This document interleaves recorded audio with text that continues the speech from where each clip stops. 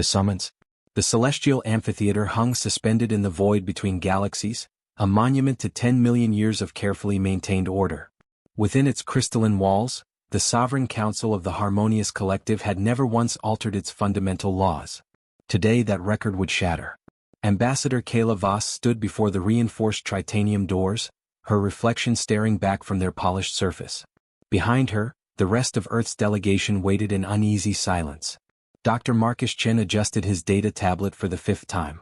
Commander Yuki Tanaka's jaw remained set in that expression Kayla had learned meant she was calculating combat scenarios. Engineer Dmitry Volkov simply stared ahead, his weathered hands clasped behind his back.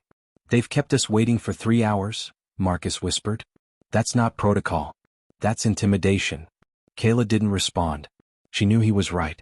The summons had arrived 6 months ago, delivered by a VRNN diplomatic courier who'd made it abundantly clear that this wasn't an invitation, it was a command. Humanity would present itself before the Council to answer for what the message called unprecedented expansion into restricted territories and violations of the temporal colonization accords. The doors finally opened with a sound like singing glass.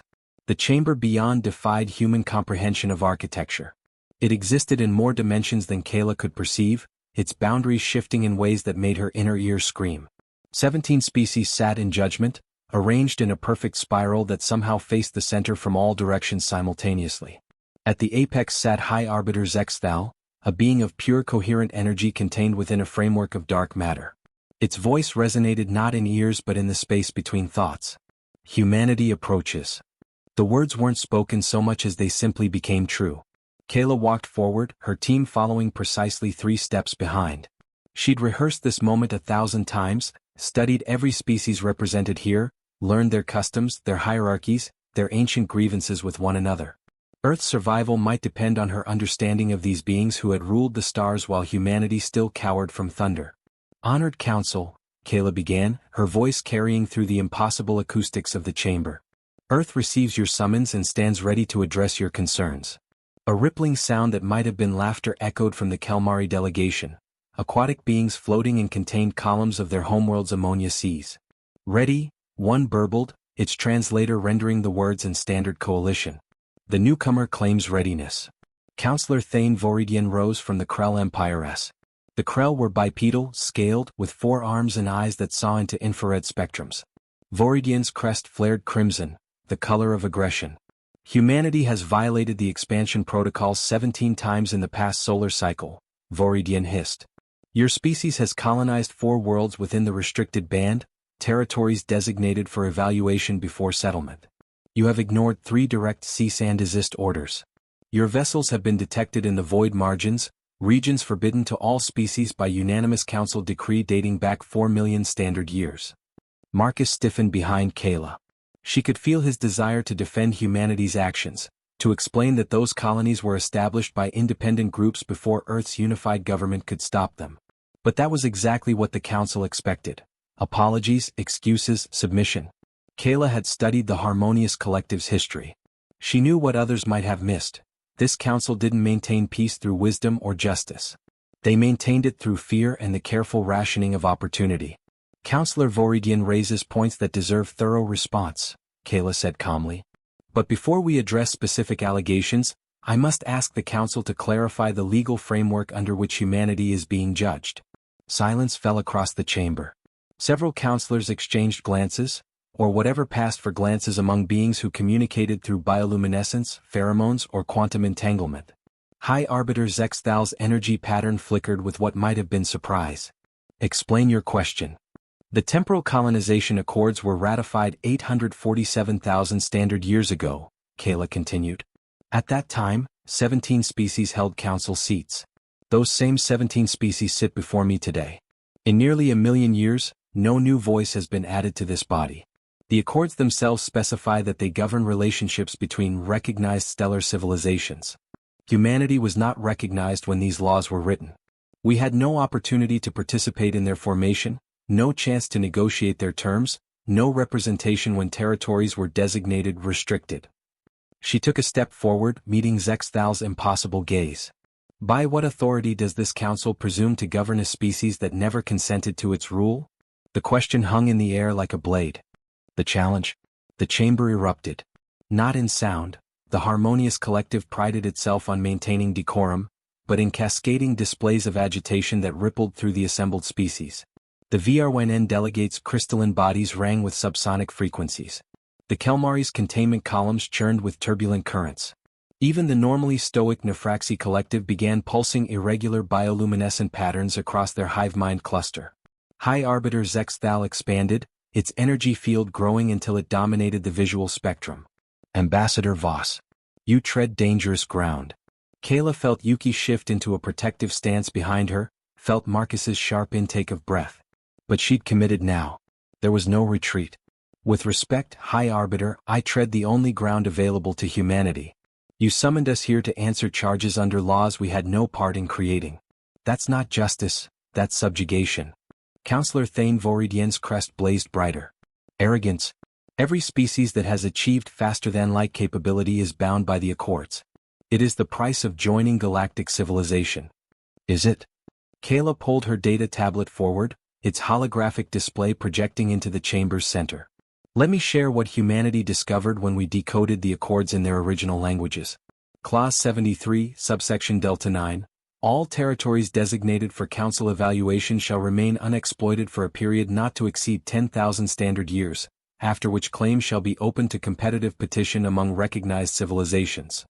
The projection zoomed in on specific text, highlighting sections in 7 different ancient scripts. The restricted band that Counselor Voridien mentioned? It was designated 847,000 years ago. The specified 10,000-year evaluation period expired 837,000 years ago. Yet the Council has maintained its exclusive claim on these territories for 83 times longer than its own laws permit. Silence. Absolute, crystalline silence. Senator Lyra Quendets of the Sylphan Concordat rose gracefully, her 6-limbed form moving with practiced elegance. The Sylphans were considered the Council's diplomats, the mediators between more aggressive species. Ambassador, she said, her voice carrying harmonics designed to soothe mammalian neural patterns, you demonstrate impressive research. However, you misunderstand the Council's role. We are not conquerors or oppressors. We are stewards.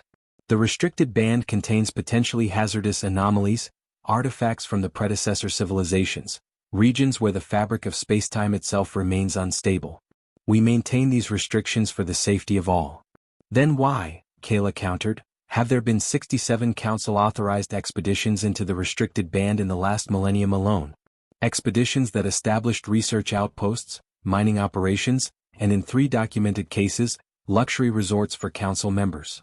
She gestured, and the hologram shifted to display surveillance data, shipping manifests, communications intercepts. Information that should have been impossible for humanity to obtain. Marcus had spent 2 years of his life acquiring it, trading favors with dissident groups among a dozen species, piecing together fragments from black market data brokers and sympathetic whistleblowers. It had nearly killed him twice. Counselor Voridien slammed 2 of his 4 fists on his station's console. Where did you obtain classified Council archives? This is espionage. This is public record, Kayla replied coolly. Available to any species willing to file the proper requests through the Council's own Information Transparency Commission. It took us 3 years and 40,000 individual petitions, but it's all entirely legal under your own regulations. We're newcomers, Counselor. We actually read the rules. A sound that might have been choking came from the Kelmari delegation. High Arbiter Zexthal's energy pattern contracted, then expanded in what Kayla's xenopsychology training suggested was deep contemplation. The human raises uncomfortable truths. The Council will recess to deliberate. Wait, Kayla said. I'm not finished. The entire chamber seemed to inhale. You've accused humanity of violating the expansion protocols. You're correct. We have 17 unauthorized colonies and territories you claim. But according to your own accords, those territories haven't been legitimately restricted for over 800,000 years. Our colonies aren't violations. They're legal settlements that the Council has been illegally preventing. She paused, letting that sink in. Furthermore, Clause 127 of the Accord specifies that any species subjected to Council sanctions has the right to petition for full membership and to have all charges adjudicated by vote of the complete body, including the accused species' own representative. Kayla straightened, meeting the gaze of every being in the chamber. Humanity hereby petitions for immediate admission to the Sovereign Council of the Harmonious Collective. And we demand a vote on whether the charges against us have any legal standing whatsoever. The silence that followed was the sound of an empire beginning to crack. The precedent, 800 words. The chamber remained frozen for 17 seconds. Kayla counted each one. Then Zexthal's form collapsed into something tight and dense, an energy pattern she'd never seen the High Arbiter display before. Impossible. Council membership requires unanimous approval of all sitting members. This has been tradition for. Tradition is not law, Kayla interrupted. She knew she was violating every protocol of council proceedings, but momentum was everything now. The accords specify a 2/3 majority vote for admission of new members. Nowhere in the founding documents does it mention unanimous approval. From behind her, Dmitri finally spoke, his deep voice carrying the weight of someone who'd spent 40 years building starships from scraps. Tradition became law because no one challenged it. Because every species that came before us was too intimidated to read the fine print. Senator Lyra Quendatz's skin shifted through colors indicating distress. Even if your interpretation is correct, the admission process requires sponsorship by an existing council member. No species may petition independently. Kayla smiled. She'd been waiting for this. Clause 129, paragraph 6. In cases where a petitioning species can demonstrate that existing council members have material conflicts of interest that would prevent fair sponsorship, said species may invoke the right of self-presentation, bypassing the sponsorship requirement. And you claim such conflicts exist? Voridian challenged, his crest now flickering between red and purple, aggression mixed with uncertainty. Every single one of you has material interest in keeping humanity out of this chamber, Marcus said, stepping forward. His tablet projected new data, economic models, resource assessments, territorial analyses. The 17 colonies you're so concerned about? They're located in regions containing rare earth elements, exotic matter deposits, and 3 verified predecessor facilities. Resources that the Council has been quietly exploiting for millennia while telling the rest of the galaxy they're too dangerous to touch. The projection zoomed in on a particular star system. The Valdris cluster, designated hazardous 600,000 years ago. Current occupation, a Krell Empire mining consortium extracting neutronium cores. The shimmering depths, marked as spatially unstable. Current status, home to a Sylphan Concordat cultural retreat center for the elite political class. Yuki's voice cut through the growing murmur, sharp and military precise. You've been sitting on gold mines for nearly 1,000,000 years, rationing access among yourselves while preventing any new species from getting a foothold. That's not stewardship. That's a cartel. A new voice echoed through the chamber, one that hadn't spoken yet. Counselor Zerath of the Luminari Collective, beings of pure thought inhabiting crystalline matrices. The humans make compelling arguments, Zerath's translator rendered in hollow, echoing tones. But they ignore a fundamental reality. The Council maintains order. For 10 million years we have prevented galactic war. We have mediated disputes between species that would otherwise slaughter each other. We have contained threats that could extinguish all sentient life. This is our burden and our purpose. Zerath's crystal form pulsed with intensity. If we allow every ambitious species to claim a council seat, chaos will follow. The harmonious collective will fracture. And in that fracture billions will die. Kayla had studied Zerath's species extensively. The Luminari were genuinely motivated by their stated purpose. They believed in the Council's mission with religious fervor. That made them both the most dangerous opponent and the most crucial ally. Counselor Zerath, I don't question your intentions or your achievements, Kayla said carefully. 10 million years of relative peace is remarkable. But peace maintained through exclusion and deception isn't stable. It's a pressure vessel waiting to explode. She gestured to her team. We're the first species to challenge the Council openly. But we won't be the last. In the past century alone, 14 species have achieved FTL capability. In another century there will be 30 more. You can't keep them all out forever. Eventually someone will do more than talk. Is that a threat? Voridian hissed. It's a warning, Yuki said flatly. And a calculation. Commander's mathematics, how long can any system sustain when pressure only increases and release valves remain sealed? Kayla moved to the chamber's center, her voice softening but losing none of its intensity. I'm offering you an alternative. Let humanity in. Not as subordinates or supplicants but as equals. We'll follow the same rules that bind you, the real rules, not the traditions you've layered on top of them. And in exchange we'll help you build a new model. What model? Zexthal's energy pattern stabilized into something almost curious. A council that grows, that adapts, that admits new members not once per million years, but once per generation. A system where rules apply equally to all, where council seats aren't permanent inheritances but responsibilities that must be maintained through merit. Kayla looked directly at Zerath. You want to prevent galactic war? Then stop creating the conditions that make war inevitable. The chamber held its breath. The division. The holographic projection shifted again, but this time it wasn't data from humanity's research, it was a live feed. Kayla had saved her most dangerous card for this moment. Before you vote on humanity's petition, the council should know that this session is being broadcast across 73 star systems representing 42 different species. Chaos. Actual, audible chaos as 17 civilizations momentarily forgot their dignity. Impossible. Zexthal's form exploded outward.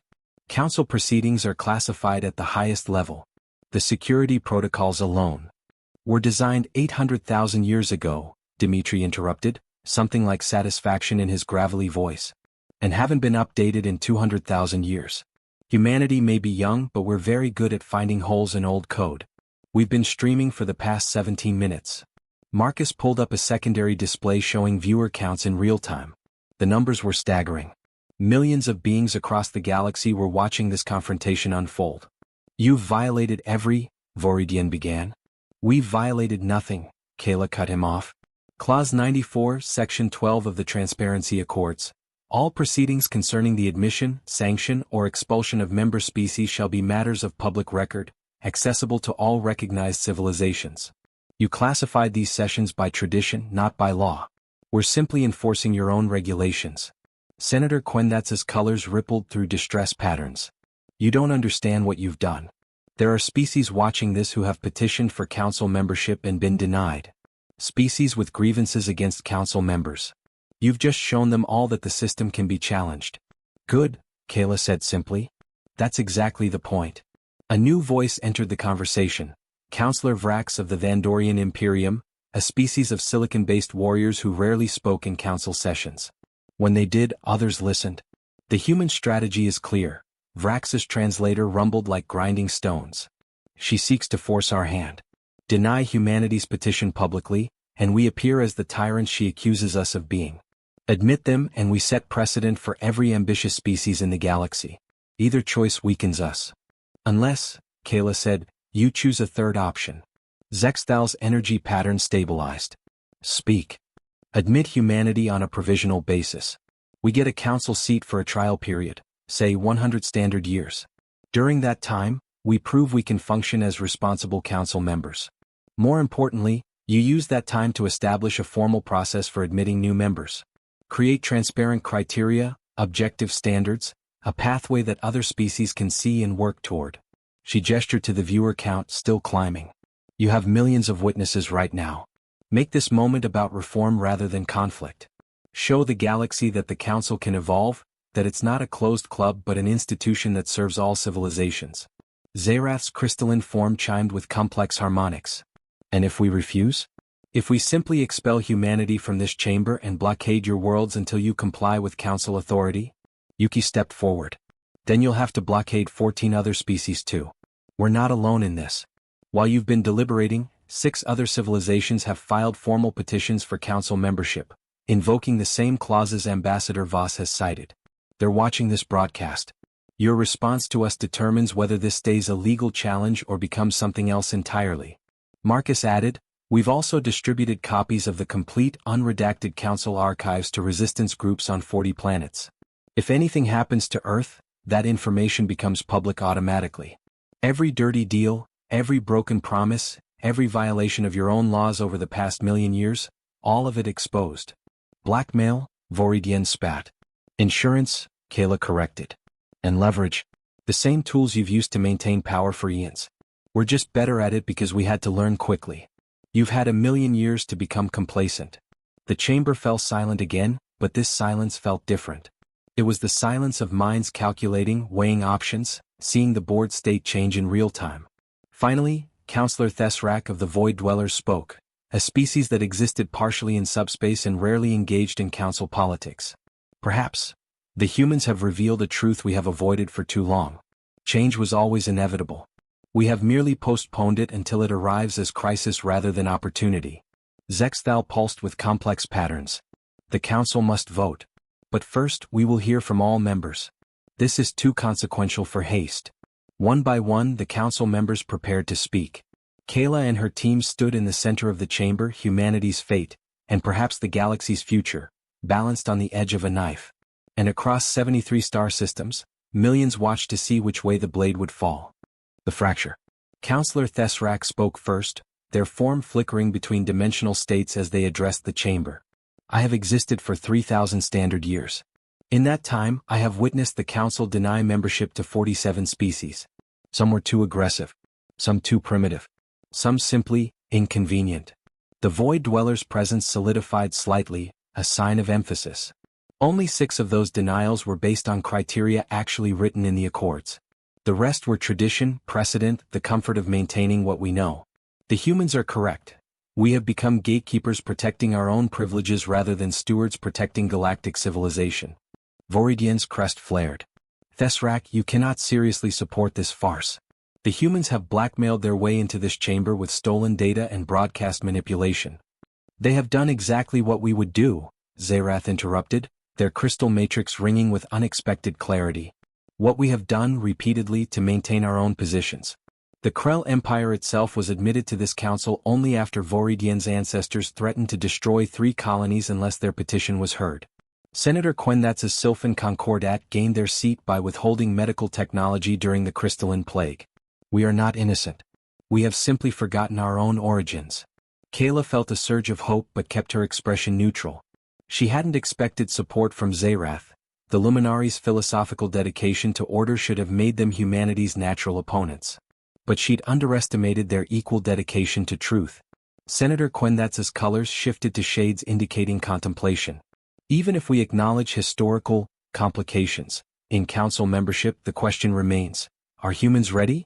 They achieved FTL barely 2 centuries ago. They have one unified government that has existed for less than 50 years. They are fractious, aggressive, dangerously curious. They are young, came a new voice. Counselor Mirshal of the Atherin Collective, a hive species that communicated through pheromone clouds rendered into words by sophisticated translators. As all species are young once. The question is not whether they are ready for the council. The question is whether the council is ready for them. Mirshal's cloud shifted colors. I propose we examine the humans' actual petition rather than debating philosophy. Ambassador Voss, you claim humanity can prove itself worthy of council membership. Specify your terms. Kayla had rehearsed this moment, but standing in the actual chamber with millions watching, the weight of it felt different. Humanity requests provisional membership for 100 standard years. During that time, we will maintain all existing colonies but establish no new settlements in disputed territories without council approval. We will contribute resources to council peacekeeping operations.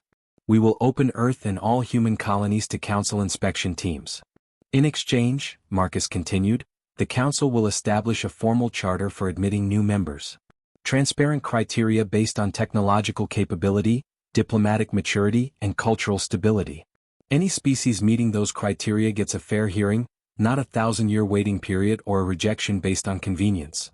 And, Yuki added, the council will conduct a full review of all territorial restrictions in the restricted band. Any zones that have exceeded their legal evaluation periods will be open to competitive claim, with council members having no special privileges. Voridian laughed, a harsh, scraping sound. You demand we surrender millions of years of accumulated advantage in exchange for allowing one upstart species a probationary seat? This is absurdity. This is sustainability, Kayla countered. Your advantage is built on a foundation that's crumbling. Those 14 species I mentioned who've achieved FTL? They've all been watching this broadcast. They've all seen the evidence of council corruption. You can either adapt now, under controlled conditions, or wait until the system collapses around you. Zexthal's energy pattern contracted into something dense and thoughtful. The human makes strategic sense. But strategy is not justice. Counselor Zerath, your species has served as the council's conscience for 4 million years. What say you? All attention focused on the Luminari Collective. Zerath's crystalline form rang with harmonics that translated as deep consideration. I say, the humans have forced us to confront an uncomfortable truth. We have maintained order by maintaining stasis. But stasis is not stability, it is merely delayed entropy. The universe changes. Civilizations rise. If we do not adapt, we do not preserve the Council's mission. We betray it. Zerath turned their attention to Kayla. I support humanity's provisional admission. But I propose a modification to their terms. Humanity will have a council seat, but no voting power for the first 50 years. They may speak, may argue, may present evidence, but they may not vote on council resolutions until they have demonstrated they understand not just how to challenge the council, but how to serve it. Kayla considered. It wasn't what she'd hoped for, but it was more than she'd expected. Acceptable. If the council agrees to begin the charter reform process immediately, not after our probationary period. Agreed, Zerath chimed. Zexthal expanded. Then let us vote. The vote. The chamber reconfigured itself, the impossible architecture shifting to accommodate the ancient voting ritual. 17 pillars of light appeared, one before each council member, their surfaces blank and waiting. High Arbiter Zexthal's voice resonated through the space between atoms. The question before the council: shall humanity be granted provisional membership under the terms specified, including observer status for 50 standard years followed by full voting privileges, conditional upon demonstrated adherence to council principles? Kayla realized she was holding her breath. Behind her, Marcus had gone completely still. Yuki's hand rested near her sidearm. Useless in this place, but old habits died hard. Dimitri simply watched with the patience of someone who'd seen empires rise and fall. Voting will proceed in order of seniority. Councillor Zerath of the Luminari Collective, you have served longest. Cast your vote. Zerath's pillar blazed brilliant white, approval. Councillor Thesrak of the Void Dwellers. Another white pillar. 2 votes in favor. Councillor Mirshal of the Atherin Collective. White. 3. Then Voridyen's turn came. His pillar burned crimson red, rejection. No surprise there. The votes continued. Senator Quendatz hesitated, her colors shifting through patterns of conflict, before finally voting white with obvious reluctance. Councillor Vrax of the Vandorian Imperium voted red as expected. Warriors who respected strength but despised legal maneuvering. Kayla tracked the count in her head. They needed 12 votes from 17 for a 2/3 majority. Currently, 8 white, 6 red. 3 councillors remained. Councillor Venkresh of the Photonic Assembly, beings of living light who rarely engaged in council politics, surprised everyone by voting white. 9-6. Councillor Drowmoth of the Obsidian Concordat, a species known for extreme conservatism, voted red. 9-7. Everything came down to the final vote. Councillor Jinmaya of the Astral Communion, a species that existed simultaneously across multiple timelines. They were enigmatic even by council standards, their decisions seemingly random but often proving prescient centuries later. Jinmaya's form, if it could be called a form, rippled with probability waves. When they finally spoke, their voice came from past, present, and future simultaneously. I have seen timelines where humanity joins this council. I have seen timelines where they are rejected. In the timelines of rejection, the council endures for exactly 3,247 more years before collapsing into galactic war that sterilizes 14% of the galaxy. In the timelines of acceptance. The being paused, and Kayla could swear she felt reality itself holding its breath. In the timelines of acceptance, the council faces challenges it has never known. Humanity brings chaos, disruption, constant questioning of established order. They are uncomfortable, exhausting, infuriating. Voridyen's crest flared with vindication. They are also exactly what we need. In those timelines, the council survives for at least another 1,000,000 years. Not unchanged, transformed continuously, sometimes painfully, but alive, growing, serving its purpose rather than simply existing. Jinmaya's pillar blazed white. Proposal approved, Zexthal announced. Humanity is granted provisional council membership by vote of 10-7. The chamber erupted, not in celebration or outrage, but in the complex multilayered responses of 17 different species processing a moment that would echo through galactic history. Kayla felt her knees weaken but forced herself to remain standing. They'd done it. Against every reasonable expectation, humanity had just secured a seat at the table where galactic civilization was shaped. But Zexthal wasn't finished. Ambassador Voss approached the Arbiter's station. Kayla walked forward, aware that millions across the galaxy were watching this moment. You have demonstrated that humanity possesses cunning, courage, and comprehensive understanding of council law. You have also demonstrated recklessness, arrogance, and willingness to destabilize million-year-old systems for your own advancement. Zexthal's energy pattern shifted to something almost paternal. These qualities make you dangerous. They also make you valuable. The Council accepts Earth's petition, but understand this: you have not won a prize. You have accepted a burden. The galaxy is vaster, stranger, and more perilous than your species imagines. There are threats we have contained for eons, secrets we have kept because the knowledge itself is hazardous. The High Arbiter's form contracted to a single point of intense energy. Now those burdens are partly yours. Welcome to the Sovereign Council, humanity. May you prove worthy of the responsibility you have claimed. A crystalline marker appeared in the air before Kayla, the council sigil rendered in light and mathematics. She reached out and touched it, feeling it imprint itself on her consciousness in ways she couldn't fully comprehend. Behind her, Marcus whispered, "We did it." Kayla smiled. "No. We just began." The aftermath. 6 months later, Kayla stood in humanity's new council chambers aboard the station humans had dubbed Olympus Station, a name that had made several alien species inquire curiously about Earth mythology. The space was modest compared to the ancient seats of the other council members, but it was theirs.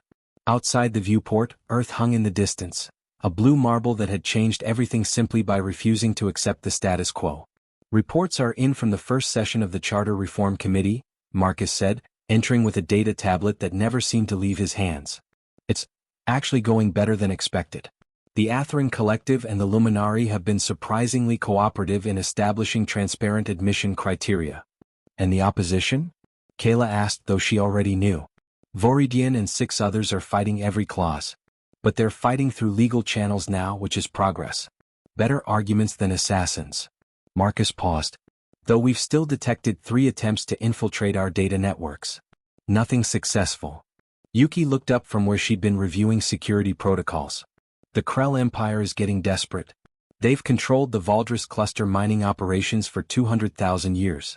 Now that the restricted ban review is actually happening, they're facing competition from 4 other species, including us." "Let them compete," Dimitri rumbled from the corner where he'd been studying engineering schematics. "Fair competition we can handle. It's the rigged game that was killing us." A chime indicated an incoming transmission. Kayla accepted it, and Counselor Zerath's crystalline form materialized in holographic projection. "Ambassador Voss. I trust you are settling into your new responsibilities?" "Still learning, Counselor. Your species has had 4 million years to master council procedures. We've had half a year." "Yes, about that." Zerath's harmonics carried something that might have been amusement. "I wanted to inform you personally that 3 more species have filed formal membership petitions, citing humanity's admission as precedent. The Xyloth Confederation, the Remnant Collective, and the Ephemeral Alliance." Kayla felt her stomach tighten. "That was faster than anticipated." "Indeed. It appears your broadcast had even more impact than you intended. The galaxy is restless. Species that have existed quietly on its fringes for millennia suddenly see possibility where before they saw only closed doors. Is the Council prepared for that?" "No," Zerath said bluntly. "Which is precisely why your presence is necessary. You promised to help us build a new model ambassador. That process is beginning whether we wish it or not." After Zerath disconnected, Marcus voiced what they were all thinking. "We've started something we might not be able to control." "Good," Kayla said. "Controlled systems stagnate. We didn't fight our way into the Council to maintain the old order, we came here to change it." Yuki frowned. "But at what cost? If 3 species are petitioning now, there will be 10 more next year, 20 the year after. Some of them won't be as diplomatic as we were. Some might decide that if humanity could force their way in, they can too." "Then we help the Council manage it," Kayla replied. "We prove that the new system can work better than the old one. Not by being perfect but by being better than the alternative." Dimitri set down his schematics. "I've been reading the histories Zerath provided, the classified ones they finally gave us access to. The Council has faced crises before. The predecessor war. The dimensional breach. The void plague. They survived by adapting, by incorporating new ideas, new species, new perspectives. Until they stopped," Marcus finished. "Until they decided they had all the perspectives they needed and locked the door behind them." "Exactly. We're just reminding them what they used to be." An alert flashed across Kayla's display, a priority message from Earth. She opened it and felt her breath catch. "What is it?" Yuki asked, reading her expression. The United Earth Assembly just voted unanimously to establish the Department of Interstellar Relations. They're recruiting diplomats, xenolinguists, cultural specialists, legal experts, building a permanent infrastructure for humanity's galactic engagement. They're taking this seriously. She looked at her team, these 3 people who'd risked everything on a gamble that the galaxy's oldest institution could be forced to change. "We walked into that council chamber 6 months ago with stolen data, legal technicalities, and no guarantee we'd walk back out. Now we're here. We have a seat. We have a voice. And across the galaxy, others are finding their voices too." Marcus smiled. "So what do we do now?" Kayla turned to the viewport, looking past Earth to the stars beyond, billions of them, each potentially harboring civilizations with their own dreams, fears, and aspirations. "Now we prove that humanity didn't just crash the party to cause chaos. We prove we can help build something better. Not a perfect system, those don't exist. But a fairer one. A more open one. A system that doesn't require the next species to stage a revolution just to be heard." She turned back to her team, her friends, her fellow revolutionaries. "We walked into that chamber and changed everything. Now comes the harder part, making sure the change actually means something." Outside, among the stars, the galaxy was watching. And for the first time in a million years, it was filled with hope.